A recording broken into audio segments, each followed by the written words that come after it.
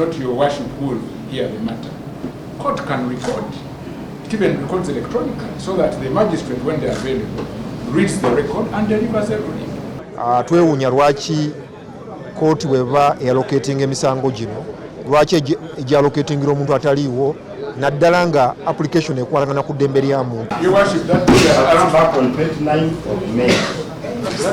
Tuzze tumaliridde nga tubagamba ennaku emyezi 6 giweddeko, naye ate era tugenda genda ne mu High Court olunaku olwaleero naye okulaba nti ensonga ya bail application naye egobererwa.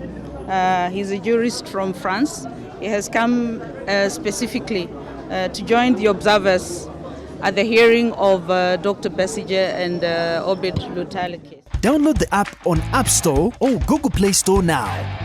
Vision Digital Experience, the future of media.